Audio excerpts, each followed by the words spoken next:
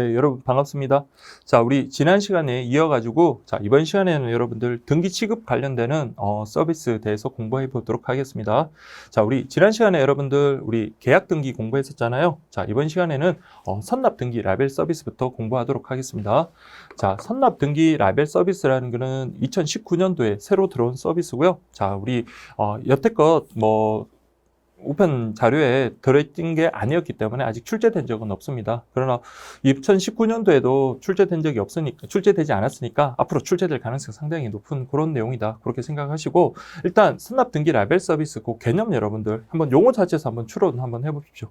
자, 선납이죠. 그러니까 먼저 요금을 납부하고요. 자, 등기 라벨을 갖다가 우리에게 줍니다. 그러면 우리가 원래 등기 취급을 하려면 우편 창고에 가서 직접 요금을 계산하고 등기 취급을 할 수 있는 거였잖아요. 그게 아니라 미리 등기 취급과 관련되는 요금을 납부하고 그 라벨을 받은 다음에 내가 언제든지 어디서든지 등기 취급된 우편물을 발송할 수 있는 그런 서비스다. 그렇게 생각을 하시면 되겠습니다. 그래서 요 개념이 여러분 중요해요. 보시면 등기 번호 및 발행 번호가 부여된 선납 등기 라벨을 우체국 창고에서 구매하여 자, 요 표현 꼭 좀 기억을 하십시오. 그래서 선납 등기 라벨 서비스는 우리 그 라벨을 구매할 때는 인터넷에서 구매할 수 있는 게 아니라 우체국 창고에서 우리가 구매를 하고요. 그리고 첩부, 붙인다 이 말이죠. 첩부하면 창구 외에서도 등기 우편물을 접수할 수 있도록 하는 그런 서비스다. 그래서 우리가 창고에 가서 요금을 지급하고 그 등기 라벨을 받은 다음에 꼭 반드시 이제는 창고에 갈 필요 없이 우체통에 넣어도 되고 아니면 방문 접수라든지 그런 것들 모든 게 해당합니다. 그래서 이렇게 우리 등기 취급을 우리가 손쉽게 할 수 있게끔 할 수 있는 그런 제도가 바로 선납 등기 라벨 서비스다. 그렇게 생각을 하시면 되겠고요. 자, 여기 대상은 등기 통상 우편물 그렇게 되어 있네요. 그래서 우리 통상 우편물, 자, 우리 계약 등기도 마찬가지고 선납 등기 라벨 서비스도 통상 우편물에 한해서 취급을 합니다. 그렇기 때문에 소포 우편물에 대해서는요, 선납 등기 라벨 서비스 제공되고 있지 않다라는 거 꼭 좀 기억을 해 주시고요. 자, 아까 우리 개념에서 여러분 중요한 내용들 다 나왔어요. 그래서 이용 방법 보시면 우리가 우체국 창고에서 직접 구매한 선납 등기 라벨을 우편물에 첩부 붙인 다음에 우체국 창구라든지 아니면 우체통이라든지 아니면 방문 접수 등을 통해서 우리가 접수할 수 있다. 그렇게 보시면 되겠고요. 자, 우리 요거 선납 등기는 모든 우체국, 우편 창구에서 판매를 하고 있다. 자, 여기 보시면 별정 우체국이나 아니면 우편 취급국도 구매가 가능합니다. 그래서 우리 우편 취급국 등에서 할 수 없는 것 이런 것들을 좀 구분하셔야 된다 그랬죠. 그거는 우리 나중에 다 정리하고 난 다음에 공고 난 다음에 정리하셔도 되니까 자, 이거는 간단히 그냥 보시고 어쨌든 선납 등기 라벨 서비스 관련해 가지고 자, 이거는 큰 인력이 소요되거나 그런 게 아니잖아요. 그래서 이런 우편 취급국이나 별정 우체국 등에서도 구매가 가능하다라는 거 그렇게 보시면 되겠습니다.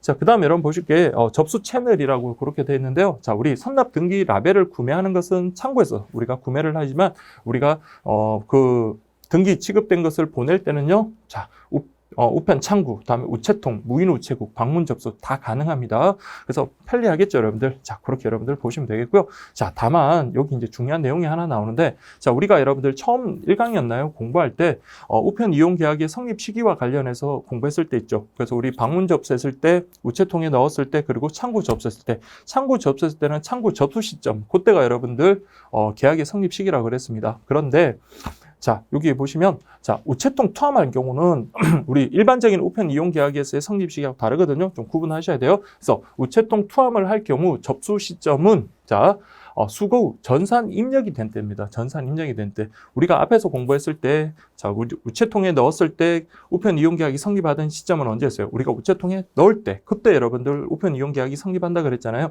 그것과 다르게, 선납 등기 라벨 서비스 같은 경우는 그걸 받아다가 전산 입력을 할 때입니다. 그래서 전산 입력이 된 때라는 거 이걸 꼭 좀 기억을 하세요. 그래서 전산 입력이 된 때 그리고 우체통에 투함한 때 이 두 개 크로스돼서 나올 수 있으니까 꼭 좀 기억을 해 주시기 바라고요. 그다음 판매 가격 관련해서 당연히 그 중량별 차등 적용되는 통상 등기 우편물의 요금 이렇게 돼야 되겠죠. 그래서 우리 등기 우편물 같은 경우도 무게에 따라서 여러분들 요금이 적용이 되고요. 선납 등기 라벨 서비스의 경우 통상 우편물란을 대상으로 하기 때문에 등기 통상 우편 요금 요게 여러분들 적용된다. 그렇게 보시면 되겠고요. 자, 여기도 보니까 등기 라벨을 구매하고 계속 쓸 수 있는 게 아니라 1년까지 그런 유효기간이 적용되더라. 그래서 1년이란 말은 여러분들 국내 우편 관련해가지고 상당히 많이 나옵니다. 그래서 1년이 들어가면 그렇게 신경 안 쓰셔도 되고요. 오히려 1년이 아닌 것들만 좀 잘 기억을 해주시면 되겠습니다. 자, 어쨌든 선납 등기 라벨 서비스는 1년 이내 사용을 해야 된다라는 그런 유효기간이 있다. 그 정도 여러분들 체크하시면 되겠습니다.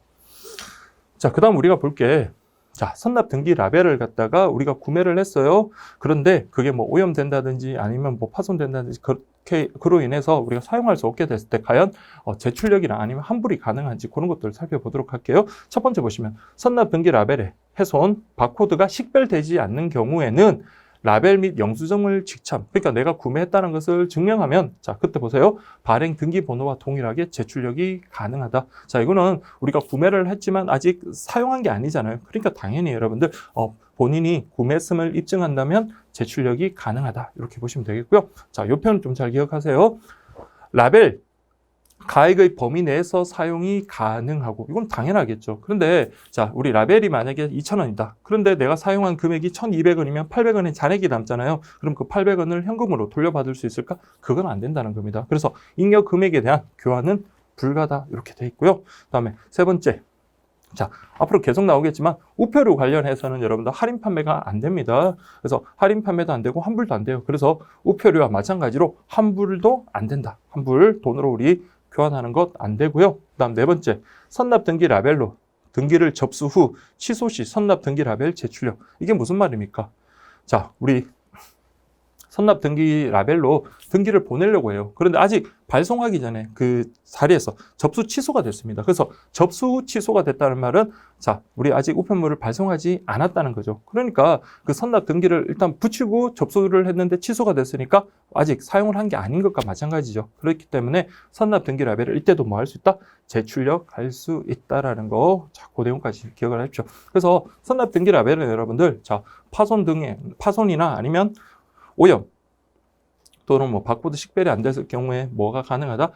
제출력이 가능하다라는 거, 그것만 여러분 기억하시고, 다만 그 잉여 금액이라든지 그런 것에 대해서 환불을 할 수는 없다. 이렇게만 기억을 하시면 뭐 어렵지 않을 겁니다. 자, 이렇게 여러분들 보시고,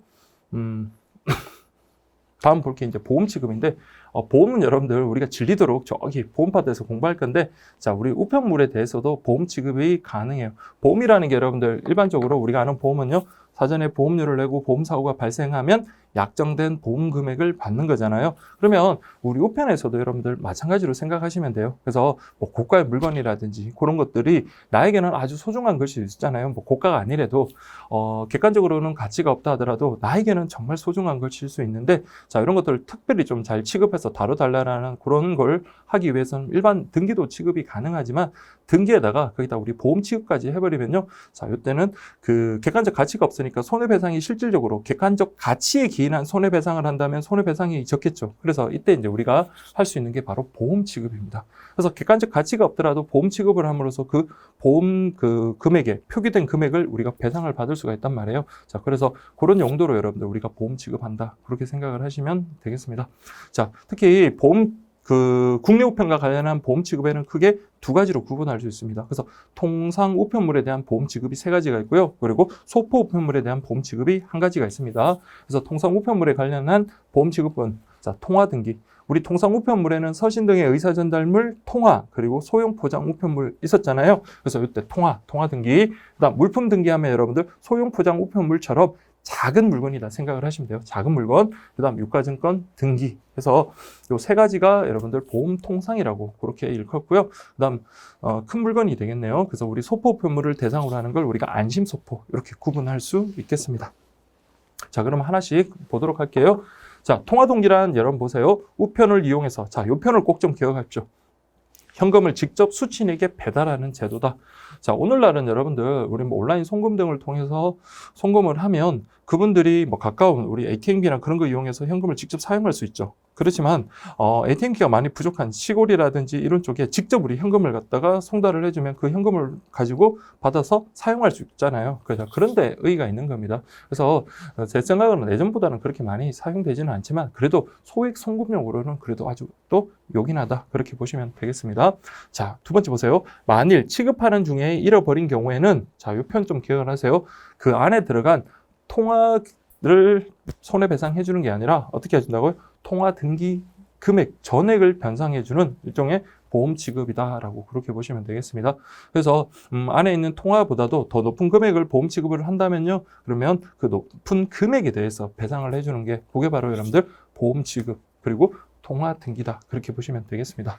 자, 의 한번 보시면 보세요. 주소지까지 현금이 뭐 한다고요? 직접 배달되기 때문에 자, 우리 통화 등기 이전에는 우리 보통 보면 우편 자, 우편환 같은 걸 많이 이용했거든요. 우편환이라는 거는 자, 우리 요거 증서가 있습니다. 그 증서를 갖다가 우편을 이용해서 보내면요, 그 증서를 가지고 가까운 우체국에 가면 현금으로 바꿔주는 겁니다.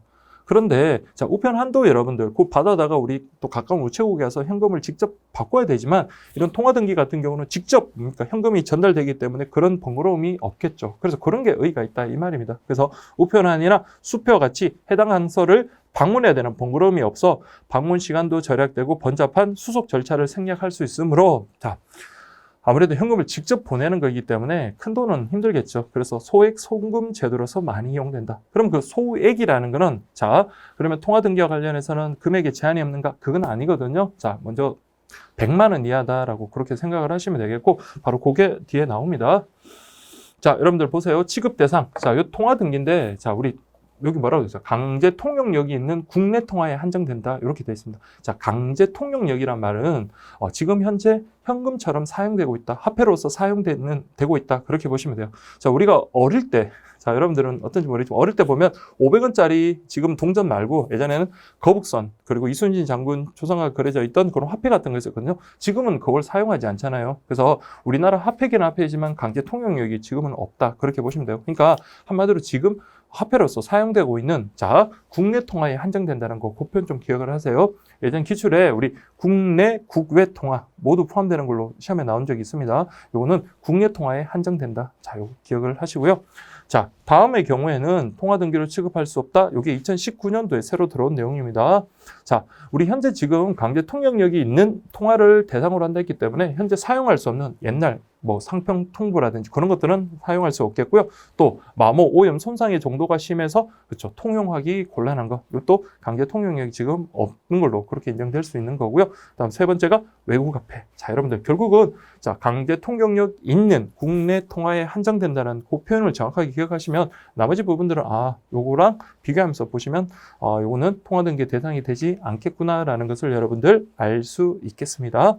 자, 그다음 통화 등기 취급의 한도액. 자, 우리 소액 그 송금과 관련해서 많이 이용된다라고 그렇게 아까 표현이 됐었잖아요. 그 소액이라는 게 100만 원 이하입니다. 그래서 100만 원 이하의 국내 통화로서 10원 미만의 단수는 붙일 수 없다. 그래서 우리 뭐 요즘 이런 짜리 보기 힘들잖아요. 그래서 딱 10원 단위까지 그렇게 해서 보낼 수 있다. 그렇게 생각을 하시면 됩니다. 자, 여기는 특히 보험치급과 관련해서는 여러분들 그 금액 있죠. 그 한도가 여러분들 의미가 있습니다. 그래서 통화 등기 요거는 100만 원 이하고요. 자, 우리 바로 다음에 보는 물품 등기 같은 경우 물건이거든요. 물건은 300만 원 그렇게 생각을 하시면 되겠고 유가증권 등기 같은 경우는 2천만 원 이하의 뭐 수표 등 이렇게 되니까 2천만 원 그리고 마지막에 우리 소포 우편물과 관련된 보험 지급은요.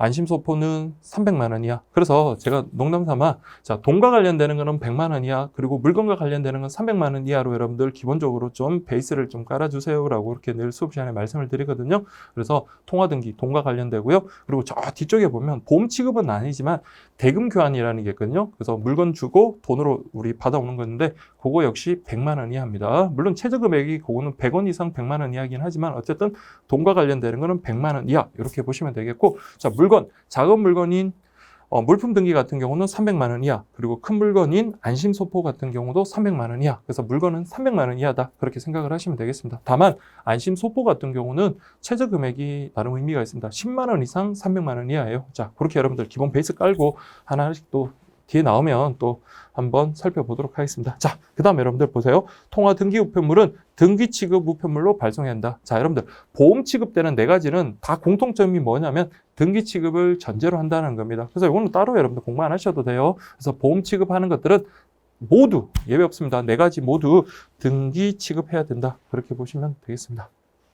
자, 그 다음에 여러분들 두 번째 보실 게 물품 등기예요.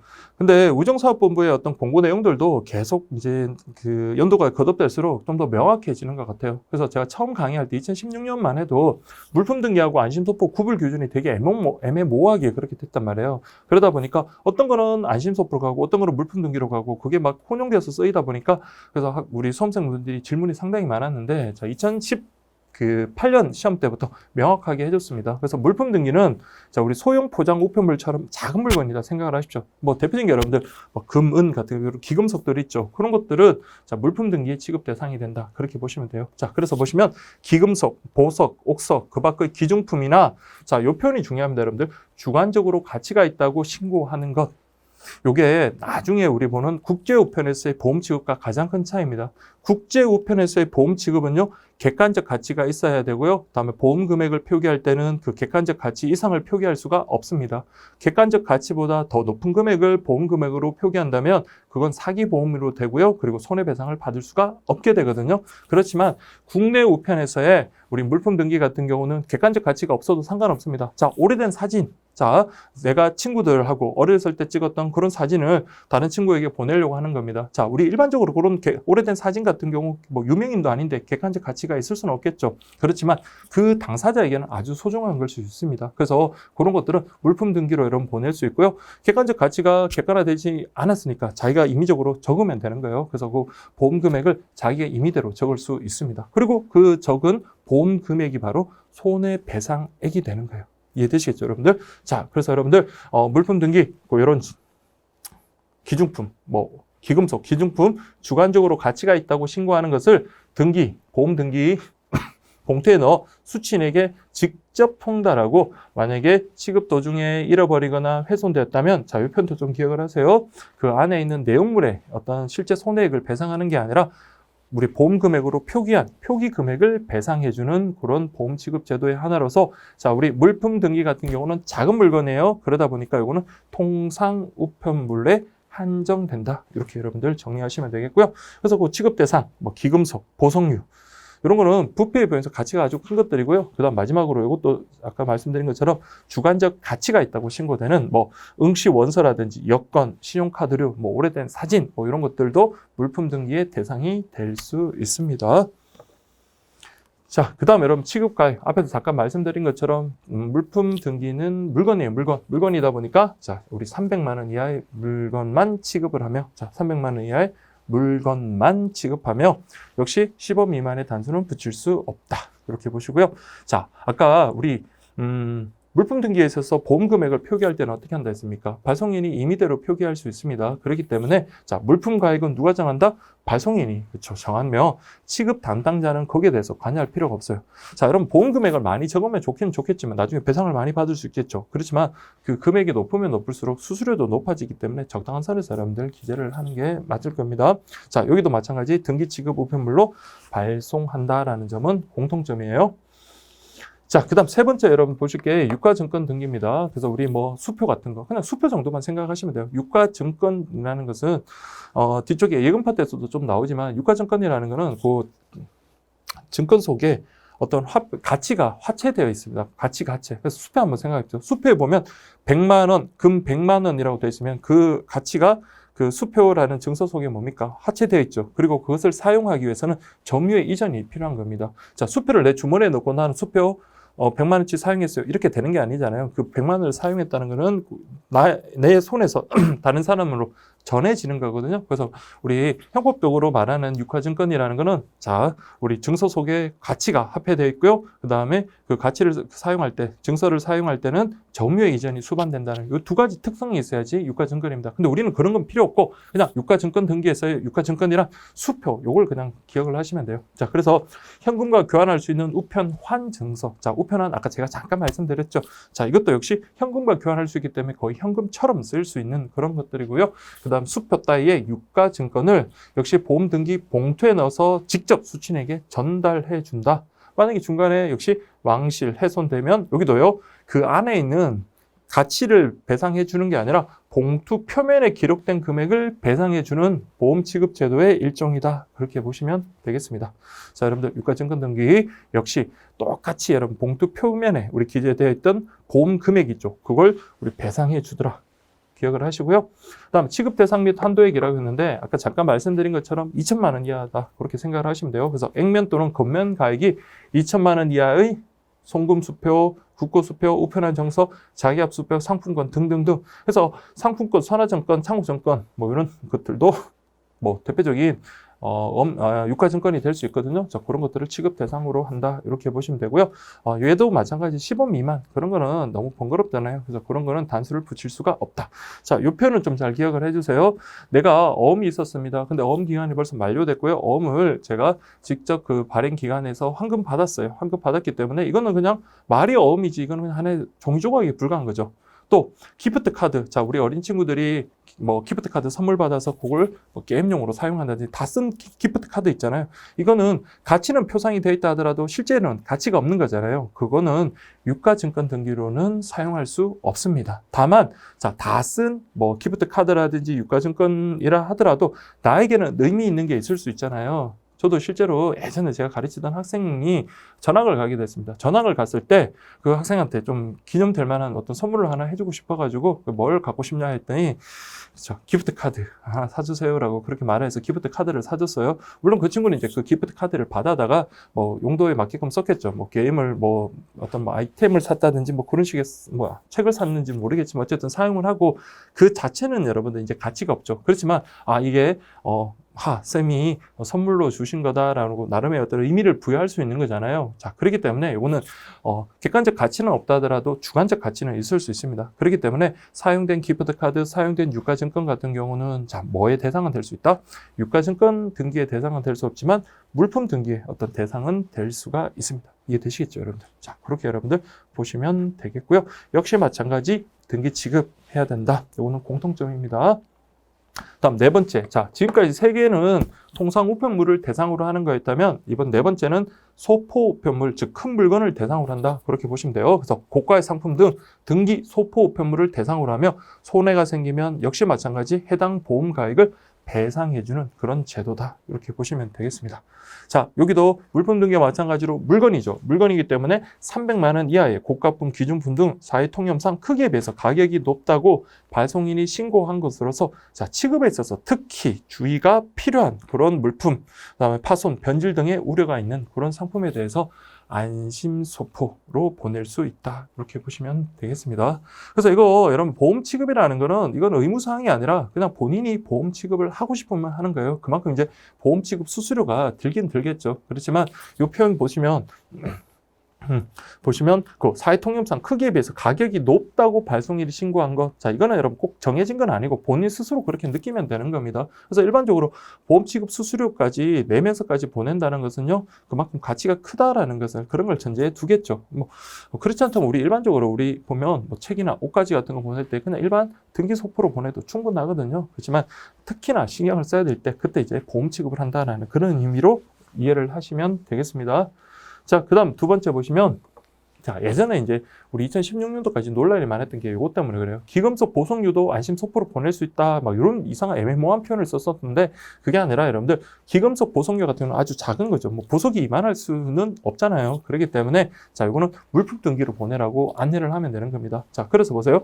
기금속, 보석류 등의 소형 포장 우편물은 자, 물품 등기로 접수하도록 안내해라. 이렇게 되어 있고요.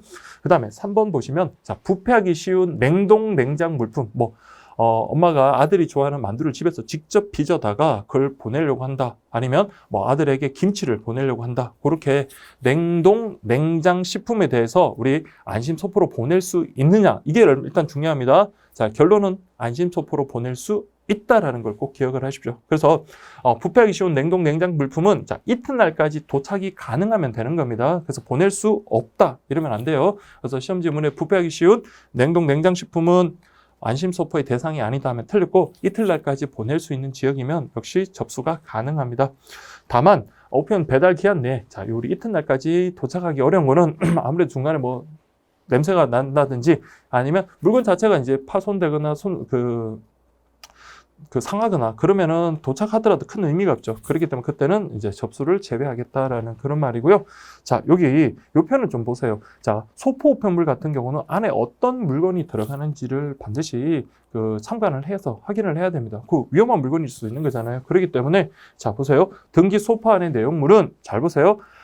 우편 관세에서 물어보기는 합니다. 물어봐서 자, 이 안에 물건을 갖다가 대답을 하되 반드시 이걸 열어서 개피할 필요는 없고, 근데 의심스러우면 개피 요구를 한다라고 우리 지난 시간에 공부를 했죠. 다만 여기서는 또 누가 참관해서 반드시 확인하도록 되어 있다.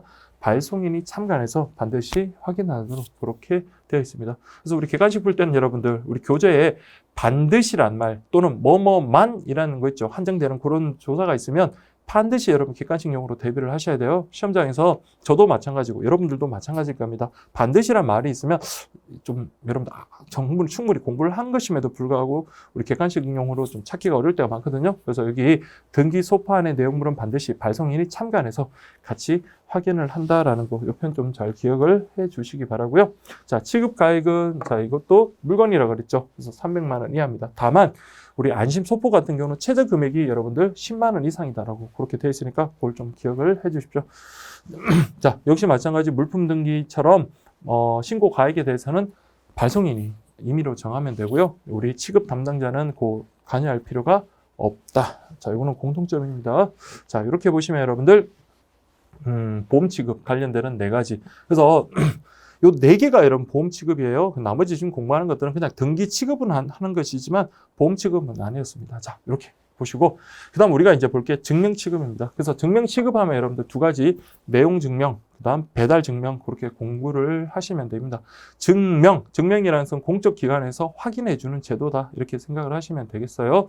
그래서 우리가 첫 번째 공부해야 되는 게 바로 내용 증명입니다. 내용 증명. 특히 내용 증명은 시험에 아주 많이 출제가 됐던 그런 부분이고 이번에 2019년도에도 아주 많은 내용들이 추가가 됐어요. 그래서 좀 꼼꼼하게 좀 보실 필요가 있습니다. 근데 제가 뭐 내용 증명 관련해서 물론 계리직뿐만 아니라 다른 직렬에서 수업을 할 때도 늘 말씀드리지만 내용 증명의 그 개념을 여러분들 잘 기억을 해주시면 돼요. 내용 증명이라는 거는 여러분들 자, 일반적으로 내가 뭐 다른 사람에게 돈을 빌려줬는데 받지 못했거나 아니면 물품을 납품 그러니까 어떤 물건을 납품을 했는데 그 납품 대금을 받지 못하거나 이런 경우 있죠. 그럼 당연히 변제를 촉구를 할 겁니다. 자, 돈을 빨리 갚으세요. 아니면 대금을 빨리 납부해 주세요라고 하는데 자, 그 대금을 차일피일 미룬다. 그러면 그렇다고 제가 자력으로 이렇게 뺏을 수는 없는 거잖아요. 그렇기 때문에 소송으로 가야 되는데 소송이 아무래도 시간과 비용이 많이 들잖아요. 그러면 자, 이때는 하나의 어떤 간편한 변제 그 민사 해결 수단으로서 인정할 수 있는 게 바로 내용 증명입니다. 한마디로 내가 나한테 언제 돈을 빌려줬고 너는 언제까지 갚기로 했었는데 시간이 이렇게 지나도록 갚지 않았다라는 것을 내가 일방적으로 그냥 주장합니다. 그래서 그걸 갖다가 문서에다가 기록을 하고요. 그리고 우체국을 통해 가지고 내가 언제 이러한 내용을 보냈다는 것을 공적으로 증명시켜 줍니다.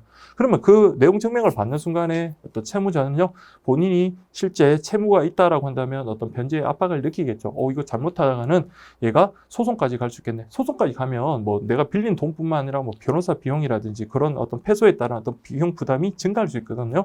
그리고 또 우리나라 사람들은 또 아무래도 좀 순진하잖아요. 그래서 내용 증명이라도 이런 거 하나 받으면 순간적으로 좀 가슴이 좀 뚫리고 그러다 보니까 변제에 대한 압박을 많이 느낄 수가 있습니다. 그래서 그 내용 증명이라는 거는 변제 촉구한다는 그런 의미가 있고요. 또 하나는 자, 너 만약에 이거 이렇게 내용 증명까지 보냈는데 이 내용대로 이행하지 않으면 내가 소송으로 들어갈 거야 라는 것을 미리 알려주는 하나의 전초 단계다 이렇게 보시면 되겠습니다. 근데 주의할 거는 여러분들 내용 증명이라는 거는 당사자들끼리 합의해서 쓰는 게 아니라 그냥 한 사람이 발송인이 즉 일방적으로 쓰는 거예요.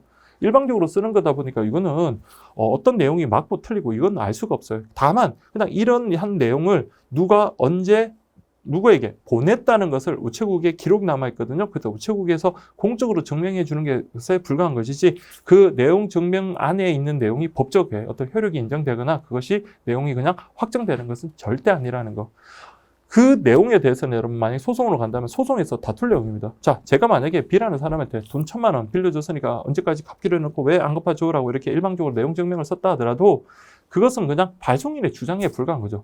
자, 우리 수취인 입장에서는 1,000만 원 빌린 건 맞지만 내가 1년 뒤에 그걸 다 변제했으면 할 수도 있는 거잖아요. 그러니까 이런 내용 증명의 내용에 대해서는 자, 법적 효력이 어떻게 인정되는 건 아닙니다. 자, 그거예요, 여러분들. 가장 핵심이에요. 자, 그래서 보시면 제가 설명했던 내용 그대로 여러분 나와 있으니까 그냥 한번 참조만 하시면서 보시면 돼요. 자, 발송인이 수취인에게 어떤 내용의 문서를 언제 발송했다는 것을 우리 우편 간서가 공적으로 증명해 주는 거다.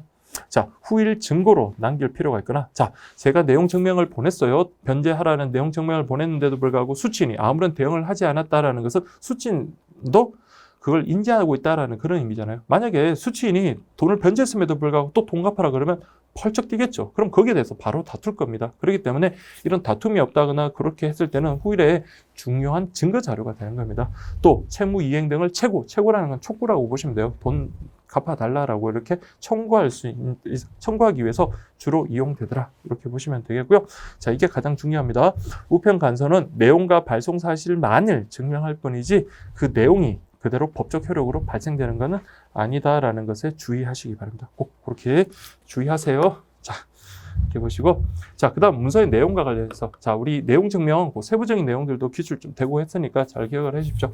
자, 첫 번째 보시면, 내용 문서는 한글이나 한자 또는 그 밖의 외국어로 자액을 명확하게 기록한 문서에 한정하여 취급한다.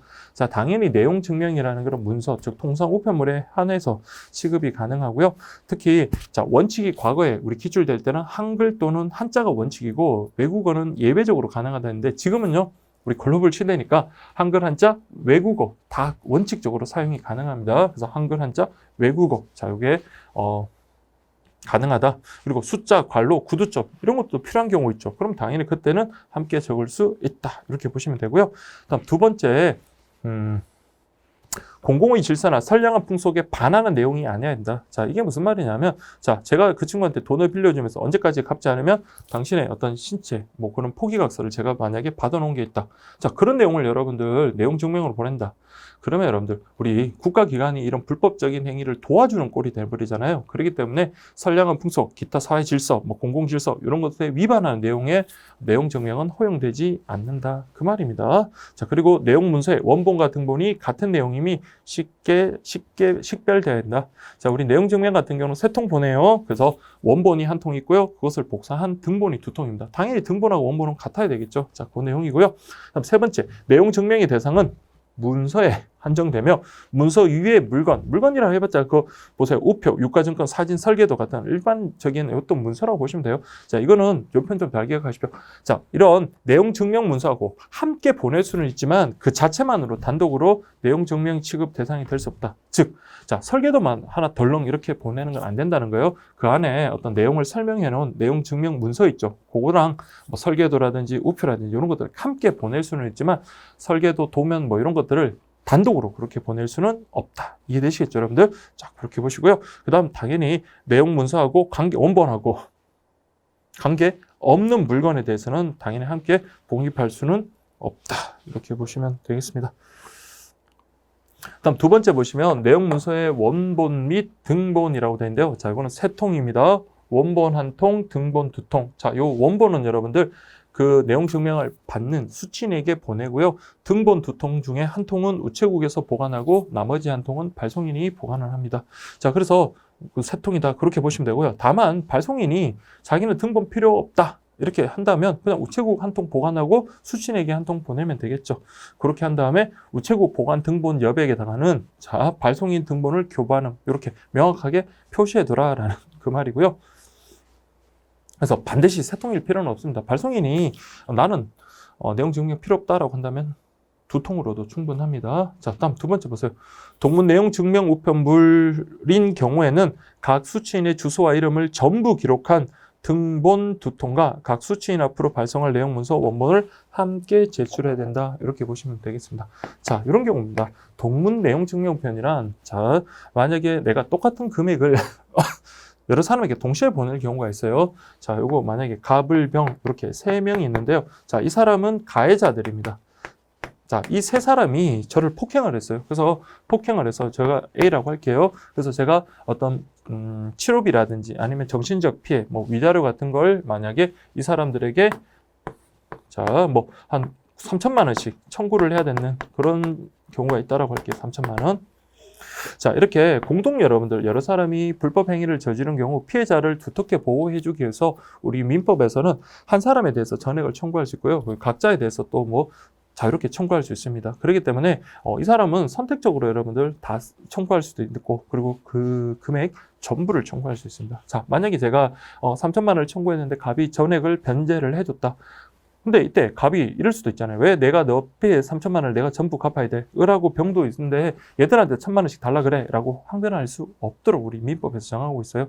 만약 이 사람이 여기다 3천만 원을 청구했으면 이 사람은 변제를 하고요. 나머지 자신의 어떤 부담 부분을 넘어서는 부분에 대해서는 다른 공동불법 행위자들한테 구상하도록. 그러니까 니네들이 알아서 그건 처리하고 피해자가 원하면 그 전액을 다 변제하도록 그렇게 되어 있습니다. 그래서 속히 어떤 변제를 받기 위해서 자, 이 사람 A가 저라 그랬죠. A가 갑을 병에게 자, 내용 증명을 보냈다라고 그렇게 생각을 해볼게요. 자, 그러면 어떤 이런 문서가 하나 있을 겁니다. 그러면서 A는 지금 갑을 병에 대해서 뭐 치료비나 이런 불법 행위로 인해서 받을 돈이 이렇게 했는데 너네들 왜 안 주냐? 빨리 변제하기 바란다. 이런 내용을 하나 내용 증명을 보냈다고 하면 자, 이런 문서를 갖다 하나 이렇게 쓰면 돼요. 이렇게 쓰면 됩니다. 그런데 자, 여러분들 내용은 똑같죠. 지금 어떤 사실관계가 똑같다고 한다면 내용은 똑같을 거예요. 그러면 자, 여기 아까 제가 수친에게 원본을 보낸다 했습니다. 자, 그러면 보세요. 내용은 똑같지만 그 이름을 갖다가 여기는 갑에 대해서 쓰고요. 을에 대해서 쓰고 병에 대해서 쓰고 그 다음에 얘가 보관하고 있는 등본에 대해서는 내용은 똑같죠. 대신 여기는 갑, 을, 병 이렇게 쓰고 우체국에서도 마찬가지 요거랑 똑같이 갑, 을, 병 이렇게 쓰고 내용이 똑같으면 됩니다. 즉 내용은 똑같은데 여러 명에게 보내는 거 요걸 우리가 동문 내용 증명 우편이다 그렇게 말을 하거든요. 자, 그렇게 돼버리면 여러분들 아까처럼 한 사람당 3통을 쓰면 그만큼 우리 내용 증명의 어떤 취급 수수료도 증가한단 말이에요. 그렇게 보낼 게 아니라 이런 동문 내용 증명 우편을 보내게 되면 어떻게 됩니까? 하나, 둘, 셋, 즉 원본 3개에 등본 2개니까 5통만 있으면 되겠죠. 그렇기 때문에 동문 내용 증명 우편을 보냄으로써 우리 내용 증명을 보내는 발송인의 어떤 비용 부담을 줄일 수가 있는 겁니다. 자, 그게 여러분 바로 내용 증명 우편이다. 동문 내용 증명 우편이다. 그렇게 보시면 됩니다.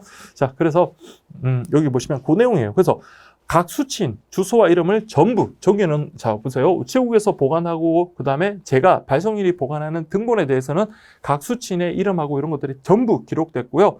그렇지만 원본에 대해서는 한 사람씩 그렇게 따로 보낸다 이 말입니다. 각 수친 앞으로 발송할 내용 문서의 원본을 함께 제출한다. 그래서 원래 9통이어야 될 걸 5통으로 이렇게 줄일 수 있다라는 그 내용이거든요. 자, 그렇게 여러분들 이해하시면 되겠습니다.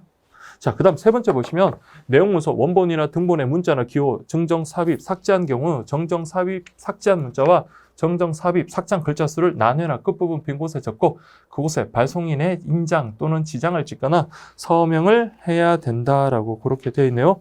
자, 이 부분 여러분들 제 교재에는 자, 그 관련되는 자료를 갖다가 좀 넣어뒀는데 여러분들이 보실 때는 이렇게 보시면 됩니다. 자, 우리 내용 증명과 관련해가지고 보실 때는 이렇게 보시면 돼요. 만약에 자, 이 내용 증명이 있는데 글자가 있는데 잘못 썼다. 그러면 여러분들 요걸 갖다가 그냥 막 지우고서 그런 게 아니라 이렇게 보여요. 만약에 글자를 갖다가 2자를 수정했다. 그러면 이 2자 수정 이렇게 한 다음에 자, 그러면요. 내용 증명이라는 게 여러분들 법적 효력으로 바로 인정되는 건 아니지만 나중에 추후에 변경하거나 그렇게 하면 안 되잖아요. 명확해야 되는 거예요. 그래서 2자 수정 이런 식으로 보세요. 삭제한 글자 수를 난회나 끝부분 그러니까 여백에다가 이렇게 적고요. 자, 이게 중요합니다. 누구의? 우체국 아니에요. 우체국이 아니라 발송인의 인장 또는 지장을 찍으면 됩니다. 그럼 제 도장을 이렇게 지장을 이렇게 찍으면 된다라는 그 말이에요. 그래서 정정, 삽입, 삭제 이런 것들을 표시를 쓰고 그래서 2자 수정, 2자 삭제 이렇게 한 다음에 누구의 발송인의 인장이나 지장 그런 걸 찍으면 된다라는 거 그걸 여러분들 명심해 두시면 되고요. 다음 4번째 보시면 내용 증명 우편물의 내용 문서의 원본과 등본에 기록한 발송인과 수친의 주소 성명은 우편물의 봉투에 기록한 것과 같아야 된다. 자, 여러분들 아까 이렇게 동문 내용 증명 우편 같은 경우는 자,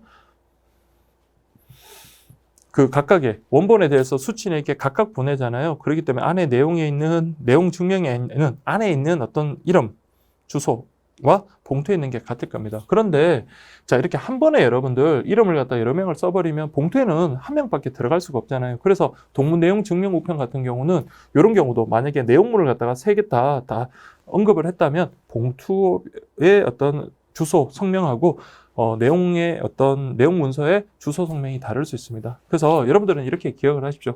원칙적으로 내용 증명의 내용 문서의 주소 성명과 봉투의 주소 성명은 같아야 돼요. 그래서 뒤에 나오지만 우리가 주소 변경을 청구하더라도 내용 증명 같은 경우를 만약에 우체국에 주소 변경해 주세요라고 한다면 봉투만 바뀌어 버리니까 오히려 뭡니까? 내용 문서 안의 주소와 봉투 표면에 있던 주소가 달라지잖아요. 그래서 내용 증명 같은 경우는 주소 변경 청구가 허용되지 않습니다. 그래서 그게 않는다라는 거 기억하시고요. 그래서 내용 증명은 봉투의 주소 성명 그리고 내용 문서의 주소 성명이 일치해야 돼요. 다만 예외적으로 일치하지 않아도 되는 게 바로 동문 내용 증명 우편. 만약에 여기 관련되는 내용을 갑한테 보내는 내용 문서 안에 갑을병을 다 썼어요. 내용문에. 대신 봉투에는 갑을병을 쓸 수는 없죠. 그때는 갑에만 썼다면 이때는 내용 문서의 그 성명하고 봉투의 성명이 달라질 수 있는 거죠. 자, 바로 그 내용입니다. 그래서 같아야 되지만 동문 내용 증명 우편물의 경우 각 수취인의 주소 성명을 전부 만약에 여기다가 기록을 했다면 봉투와 안에 내용 문서의 주소 성명은 일치하지 않을 수 있다라는 그 내용입니다. 자, 그렇게 보시고요. 그 다음에 여러분들 다수인이 연명으로 발송하는 문서의 경우, 자, 요거는 반대로 생각하시면 돼요. 그래서 우리 공동 불법 행위자들 여러 명에게 발송하는 경우는 각각의 수취인에게 원본을 발송해야 된다라고 그렇게 보지만 오히려 가해자가 이번에는 한 명입니다. 대신 피해자가 A, B, C 이렇게 됐을 때 요 피해자들이 갑에게 이렇게 보낼 때는요. 근데 내용 문서에다 다 적을 수는 없으니까 그때는 어떻게 한다고요? 발송인들 중 1인의 이름 주소말을 우편물 봉투에 기록한다. 이해되시겠죠, 여러분들? 자, 그래서 요거는 피해자가 여럿일 때, 즉 내용 증명을 발송하는 사람이 여러 명일 때는 한 명의 이름 주소만을 봉투에 기록하면 된다. 그렇게 보시면 되겠습니다. 자, 그 다음에 여러분 3번 보시면 내용 증명 우편물의 수수료 계산이라고 되는데요. 아까 우리 동문 내용 증명 우편을 보냄으로써 수수료를 대폭 낮출 수 있거든요. 자, 이 내용들 한번 좀 살펴보세요. 첫 번째 보시면 내용 증명 취급 수수료는 글자 수, 그다음에 행 그런 것들 상관없이 A4지 매수를 기준으로 한다는 거, 그걸 여러분들 기억을 하시면 되겠습니다. 만약에 A4지 매수를 기준으로 하는 게 아니라 글자 수나 행수다 이렇게 돼버리면요. 그렇죠. A4지 한 자당 하나씩 써도 똑같게 돼버리잖아요. 그렇기 때문에 우리는 아무리 글자를 많이 쓰든 적게 쓰든요. A4지 그 매수에 따라서 계산한다. 그게 명확하겠죠. 그다음 두 번째, 내용 문서의 원본과 등본의 작성은 양면 사용하여 작성할 수 있다. 자, 이거는 14년 기출이어야 되는데 이거는 16년인가요? 18년인가요? 18년인 것 같아요.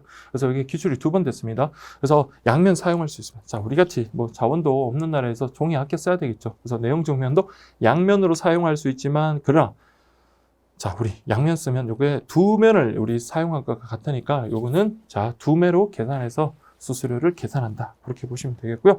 다음에 만약에 A4지보다 크다. 그러면요. A4지 크기로 접어서 이게 2번 접히면 2장으로 취급하고 4번 접히면 4장으로 취급한다. 그 말인 거고요.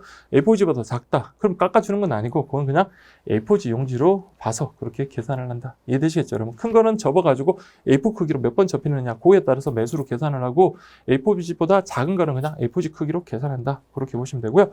자, 내용 문서의 매수가 2매 이상일 경우는 2매부터 요 편 좀 잘 기억하십시오. 그래서 제가 3매다. 그러면요. 한 장이 만약에 100원이라 그러면 첫 번째 장은 100원. 그다음에 2매부터 두 번째부터는 그 첫 번째 그 1매의 가격의 반으로 합니다. 그래서 50원, 50원 이런 식으로 된다고요. 그래서 2매부터는 최초 한 매의 반값으로 계산한다. 그렇게 보시면 되겠고, 그다음 내용 증명 죄송합니다. 동문 내용 증명의 경우에는 수친수 한 명 초과마다 자, 우리 만약에 갑을 병이 아까 우리 수친이다라고 한다면 한 명을 초과하는 그때마다는요. 자, 매수와 상관없이 어떻게 할 수 있다고요?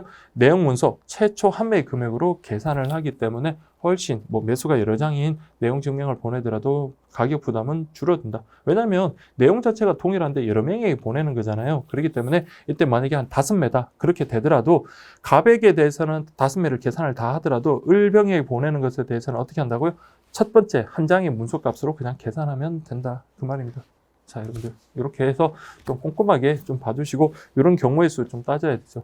요즘에 이제 시험에 워낙 좀 어렵게 나오다 보니까 이런 것들도 뭐 제가 만약 문제를 또 출제할 때는 그런 거 생각해서 자, 이런 것들을 사례형으로 그렇게 하면 되면 좀 괜찮을 것 같아요. 그래서 동문 내용 증명편 5장짜리를 갑을 병에게 보냈을 때 그때 뭐 취급 수수료를 갖다 임의로 정한 다음에 갑에게 대해서는 그냥 매수 계산을 하되 첫 장은 자, 전액 다 받고요.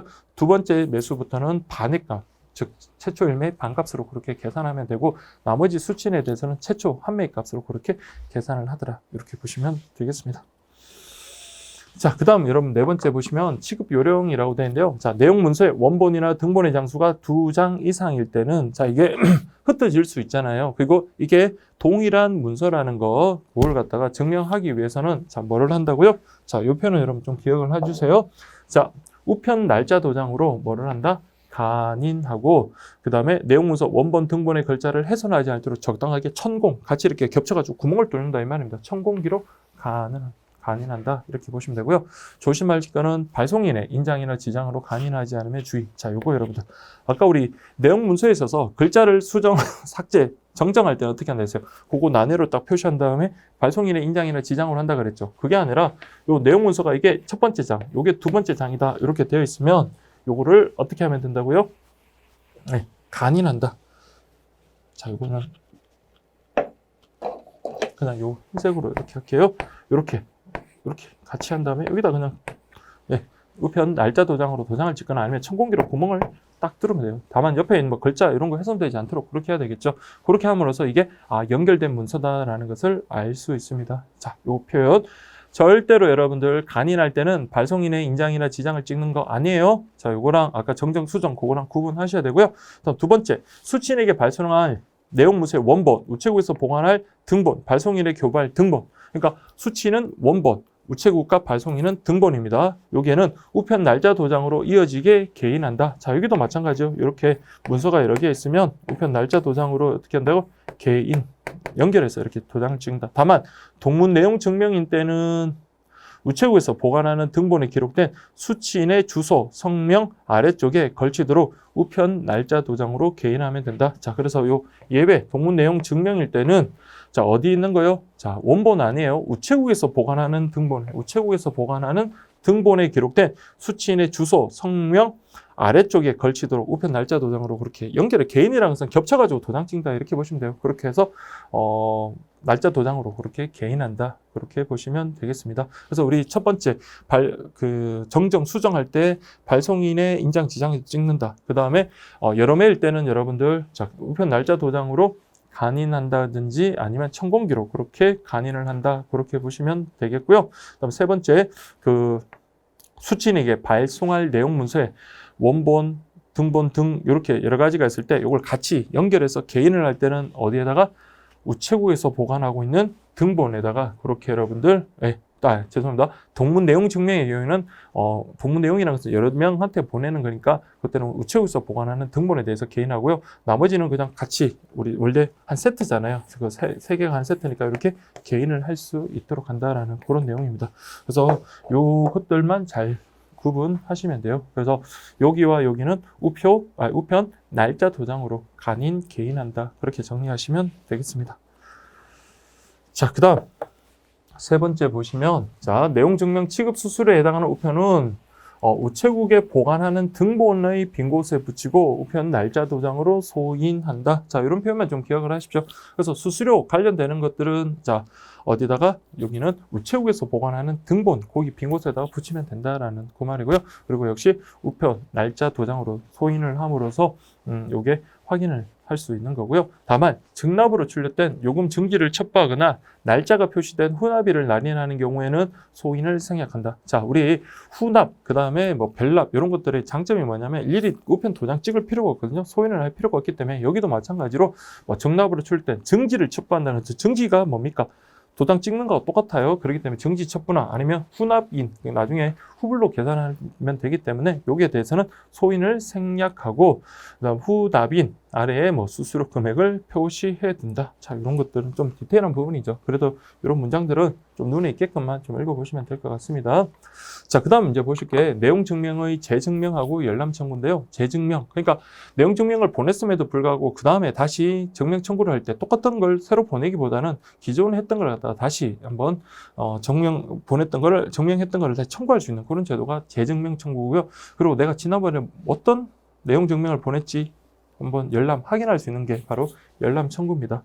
자, 그래서 이 개념 자체는 어렵지 않아요. 자, 그래서 보시면 내용 증명 발송인 또는 수취인이 내용 증명 문서의 등본을 자기가 보관하고 있던 그런 등본 또는 당연히 수취인인 경우는 원본이겠죠.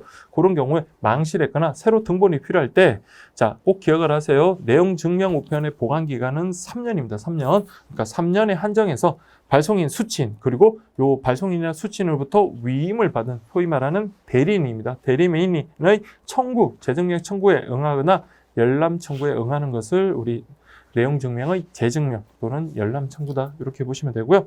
자, 요거는 3년 이내라는 거. 왜? 보관 기간이 3년이기 때문에 내용 증명 우편물을 접수한 날부터가 아니에요. 접수한 다음 날부터 3년 이내 이렇게 보시면 되고요. 자, 이거는 뭐 직접 가서 청구해도 되고요. 아니면 인터넷으로 청구해도 되고 청구인은 발송인 수취인 그 사람들로부터 위임을 받은 사람 그렇게 보시면 되겠습니다. 다음 5번 보시면 재증명 취급 수수료의 징수라고 되는데 자, 요 편 여러분 좀 잘 기억하십시오. 자, 요거 제가 모의고사 때 좀 냈더니 학생분들이 좀 실수를 좀 했는데 자, 여러분들 이런 거는 뭐 너무 디테일하다 이렇게 생각하지 말고 수수료 관련해서 요거는 여러분들 그걸 좀 볼게. 자, 보세요. 재증명 당시입니다. 자, 재증명 당시. 제가 처음 여러분들 내용 증명을 우리 신청했을 그 당시가 아니라 시간이 바뀌었으면 시간이 흐른 뒤에는 어떤 수수료가 오를 수도 있잖아요. 그렇기 때문에 내가 재증명 청구할 당시, 즉 처음 여러분들 내용 증명을 접수할 그 당시가 아니라 재증명할 당시.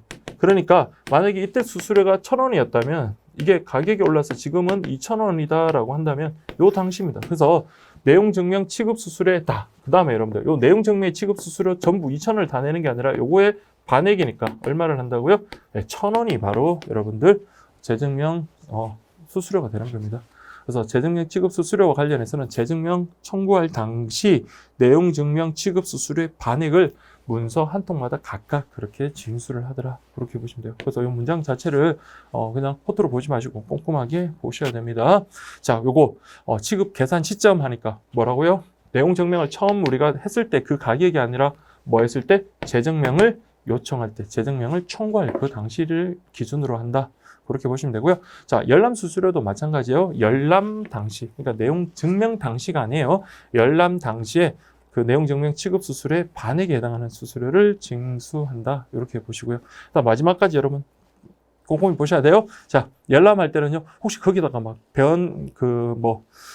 수정을 가거나 그러면 안 되잖아요. 그렇기 때문에 자, 반드시입니다. 여기도 반드시 취급 당무자가 보는 앞에서 열람하도록 해야 된다. 그래서 열람한다고 그냥 방에다가 들어가서 보게끔 하고 우리 취급 당담자는 그걸 살피지 않으면 거기에 어떤 변형을 가할 수 있잖아요. 그렇기 때문에 반드시 취급 당무자가 보는 앞에서 열람할 수 있도록 해야 됩니다. 자, 그렇게 보시고 자, 그 다음 우리가 이제 볼 게 타국 접수 내용 증명 재증명 절차라고 되어 있네요. 자,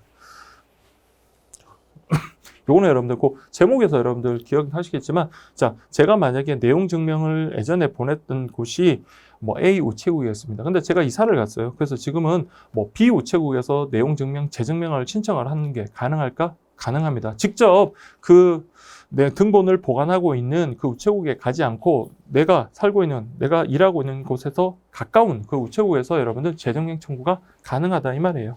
그래서 보세요. 내용 증명 등본 보관국 외에 재증명 청구의 경우 당연히 청구인 즉 본인임을 확인한 후 발송 후 내용 증명으로 신청을 한다. 그래서 그리고 보시면 등본 보관국 외에 신청하는 경우 우편으로 발송을 해주는데 등본 보관국에서는 접수한 날 자, 1일 이내에 내용 증명을 복사한 후. 자, 이게 무슨 말이냐면, 자, 제가 만약에, A 우체국. 자, A 우체국이 등본 보관국이에요. 근데 저는 지금 B 우체국에 가까이 산단 말이에요. 그럼 여기다가 제가 신청을 합니다. 재증명 신청을 하면, 자, 그러면 어떤 과정을 했을까요? 여기서 신청하면 여기다가 알려주면요. 여기서 있는 내용 증명에 대해서 복사를 한 다음에 이렇게 다시 보내야 되겠죠. 그걸 설명하는 거예요. 다만 등본 보관국에서는 접수 받자마자 바로 복사를 해주는 게 아니라 자, 등본 보관국에서는 D+1일 이내에 내용 증명 등본을 복사한 후 재증명한 다음에 뭐로 보낸다고요? 우편으로 청구인에게 발송한다. 이해되시겠죠? 그래서 이 과정을 여러분들 이해를 하시면 되겠습니다. 다만 등본 보관국에서 확인하기 전까지, 즉 아직 복사하기 전까지는요, 그때는 취소가 가능하다. 그런데 확인 후에는 복사로 인해서 취소가 불가능. 그러니까 표현이 좀 그런데, 자, 여기다가 전달을 했는데 아직 여기서 너무 일이 바빠가지고 복사를 하기 전이에요. 그럼 그때는 그 접수를 취소할 수 있다 이 말이에요. 근데 다만 여기서 복사를 했다면 벌써 우리 인력이 움직이고 복사 용지도 잉크도 사용이 됐죠. 그렇기 때문에 그때는 취소가 안 되더라라는 그 말입니다. 자, 그때 여러분들 뭐 취급 서비스 요금이라고 되어 있는데 이거는 그냥 간단하게 보세요. 내용 증명, 재증명, 수수료. 아까 내용 증명, 재증명, 수수료라는 거는 그 체계는 좀 기억하셔야 되죠. 재증명 청구할 당시에 그 내용 증명 요금의 반액을 각각의 문서 한 통마다 그렇게 계산을 하더라. 그렇게 보시면 돼요. 그래서 2분의 1이라는 표현은 바로 그 말이고요. 다음 우편 요금, 등기 취급 수수료. 그래서 여러분 통상 우편물과 관련해서는 기본적인 통상 우편 요금 그리고 등기 취급 수수료 각각 별도로 이렇게 되더라고요. 그리고 여기는 자 이길 특급. 자 여기 보시면 이길 특급 이렇게 되네요. 이길 특급 수수료가 되고 그리고 종이값 즉 복사비 장당 50원에 봉투값도 그렇게 받더라. 그래서 지금은 뭐 완벽하게 뭐 암기를 안 하시더라도 우리 다음에 공부에도 이 내용이 그대로 있다면 그때는 좀 꼼꼼하게 정리를 하셔야 될 것 같습니다. 그래서 요거는 뭐 외우기보다는 그 내용을 이해를 하시면서 여러분들 어떤 걸로 구성되어 있는지 그렇게 확인하시면 될 것 같아요. 그렇게 해서 내용 증명, 재증명 그 관련되는 요금들 체계 그렇게 살펴보시면 되겠고요. 여기까지가 그 내용 증명 관련되는 내용이네요. 그래서 내용 증명 관련되는 내용이 2019년도에 상당히 많이 나왔습니다. 그래서 이전에도 기출이 꽤 됐었지만 또 2019년도도 내용이 많이 나왔던 것만큼 여러분들 이 내용은 좀 실무와 관련되는 그런 내용들이 좀 많이 들어왔으니까 이런 거는 좀 꼼꼼하게 좀 봐두실 필요가 있지 않나 그렇게 생각이 듭니다. 자, 일단 여기까지 내용 증명까지 여러분들 수업했고요. 다음은 우리 배달 증명이라는 거 그렇게 수업하도록 하겠습니다. 자, 어쨌든 여러분들 수업 듣느라고 고맙습니다. 자, 고맙습니다.